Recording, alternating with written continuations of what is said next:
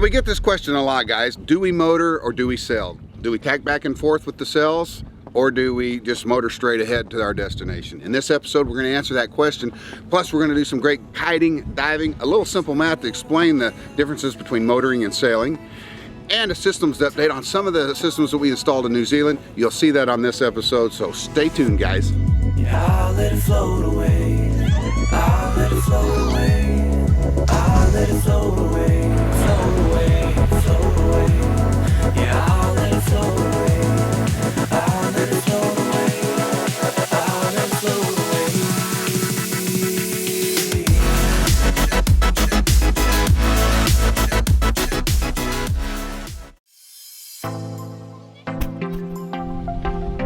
All right, we're gonna go dive the pass here. It's a drift dive, so the boys are gonna dinghy us out, drop us off, and then we'll drift back to the boat maybe, or somewhere for them to pick us up. Our friends Renegade are going with us. Brian and Robin from the Rebel Boat Renegade. The pass is a path between two land masses and is usually a great place for viewing large active marine life, as the nutrients from the ocean are brought in with the tide and give beautiful life to the reef. And boats never anchor here, so it's typically undisturbed.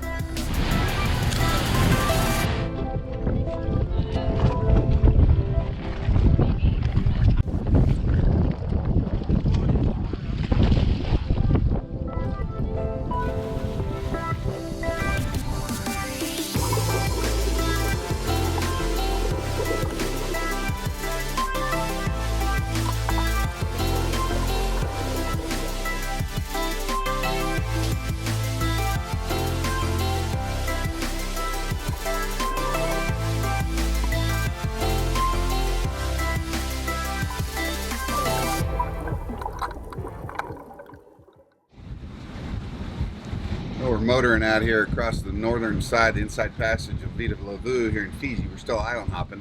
One of the neat things about out here is on the north side, the winds funnel through the Blythe, and they pipe up during the afternoons up here, and it's great kiting. There's lots of sand spits and lots of reefs, lots of mangroves that you can get behind and have flat water for great kiting.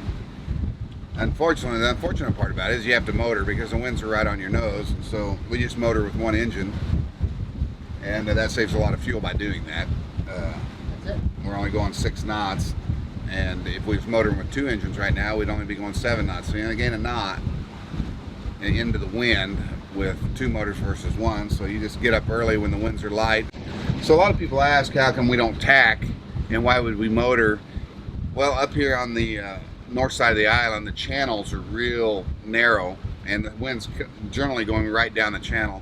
And so you'd just be tacking. You wouldn't get a mile in one day if you tacked all day long. So it's just better to motor straight into it up here and just get it done. Anyway, yeah, we're just island hopping still. North side, inside passage of Vita Lavu, looking for great kite spots and enjoying the ride.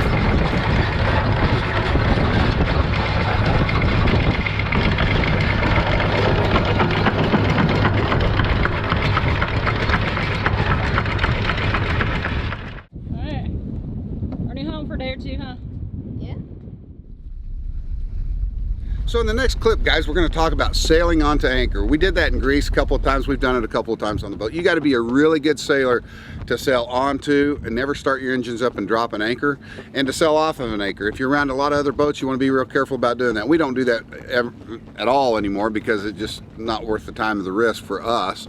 But you can watch where we did that in Greece, and I hope you enjoy the clip.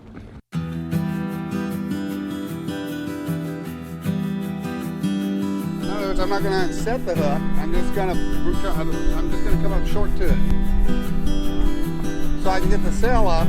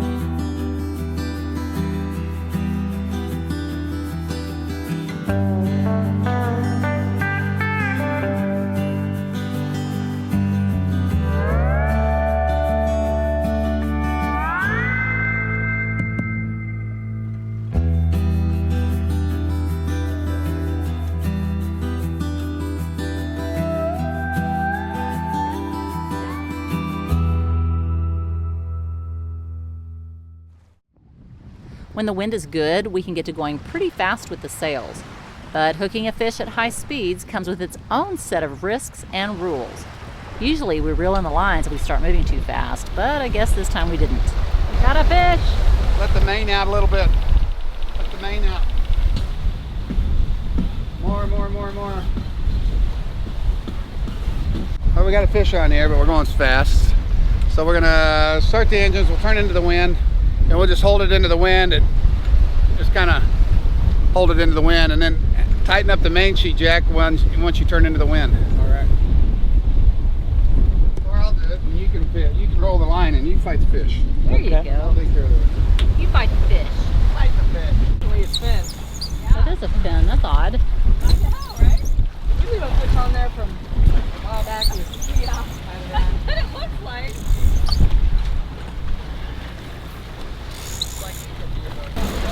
Okay, Finn, I'll just look at it. Ryan. There you go. Hey. Take him off, get him in the water, hurry. Go. Be free. Oh. Go.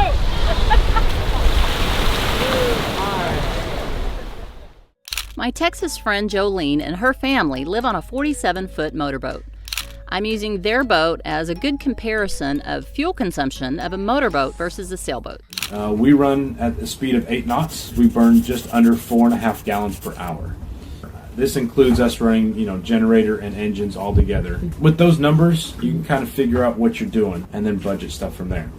In comparison, we have to run both engines to maintain that same 8 knots. However, our boat only burns 1 gallon per hour per engine. So for that 8-hour trip, we'd burn about 16 gallons, while they'd burn about 36. But if we have great wind and we put up the sails, we can cruise for those 8 hours on wind alone and burn almost no fuel. If you want to watch another family with kids who sold everything to live on a boat, click the link above and check out their channel, The Wandering Naps. Good morning. Morning. How do you like not having your room? I'm back in my old room. You are. It's like old times. That thing was in there. I never took it out. Nikki and Jason have moved in. Yes, ma'am. I'm still stretching. Still stretching out. It's not gonna work once you get over here.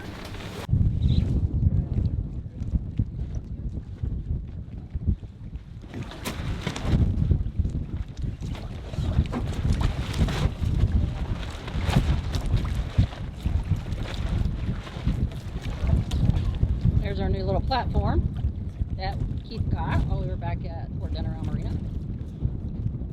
It's supposed to be helpful for launching kites, I think, or whatever. Cleaning the windows on the side of the boat, whatever. I hope it's not something that Keith bought that he'll never use, because of course he's never ever done that before. I can name a couple instances. Especially that scooter. I feel like that was one of the biggest. That scooter hadn't come out since Europe. Hey, Mom, what are you making in the crock pot? Barbecue chicken sandwiches. They're good. You'll like them. When are they gonna be done? It's still got about an hour left. I'm eating those in an hour. I'm saving my appetite. Oh, yeah, Nikki and Jason can't have any of them. Oh yeah, that's right. Let's go. Yeah, they wouldn't like it anyway. Yeah. Nothing like a little meat and bread.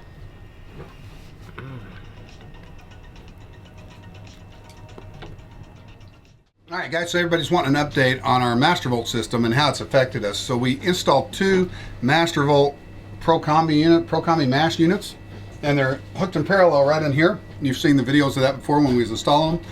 And here's what that did for us now that we've been running them for about 3 or 4 months.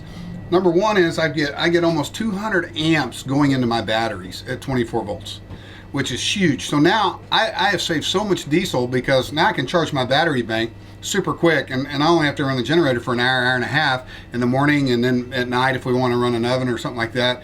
We have 2 generators on our boat, which causes an issue. So I installed this switch right here, and the switch is for the Northern Lights generator on the port side or the starboard side, and the Onan on the port side. Cool. We need the oven. We flip Oven. her on. All right, so we're going to turn the oven on, and we can run the oven on the little generator, so I don't need to change anything there. So we're going to start the little generator. So now we've got this on. I got the generator fuse set for 25 amps, which is the Northern Lights 7 kW generator, and it's putting out, and we've got the oven on, and I'm putting 147 amps into the battery bank right now. If I switch that over to the Onan generator, it'll put 200 amps an hour into those batteries. I don't need that. Now when Renee flips on the oven, the amps will go down, go into the battery, and it'll push more amps to the oven. So the 2 Mastervolt Pro Combi units are working great in parallel. I've got redundancy. It's perfect for our boat.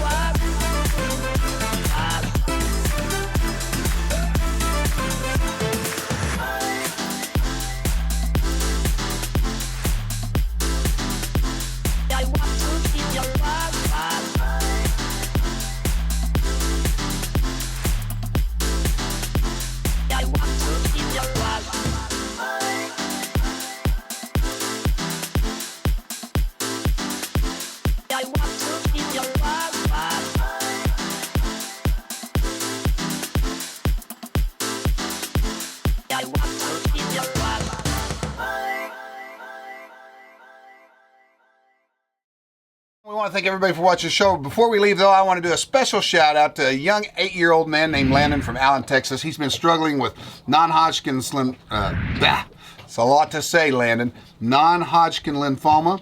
And he had a stem cell transplant this last year, and he's doing well. He's fighting the good fight. Landon, keep fighting the good fight. And thank you so much for watching the show. And when we get back to Dallas, I hope we can come see you and meet you when we get to Dallas. Yo, Landon, what's up? Hey, Landon. Yo, Landon, what's happening, brother? Hope you start feeling better soon. If you like what you're seeing, hit the subscribe button. And once again, as always, guys, I look forward to seeing you guys out there on the water.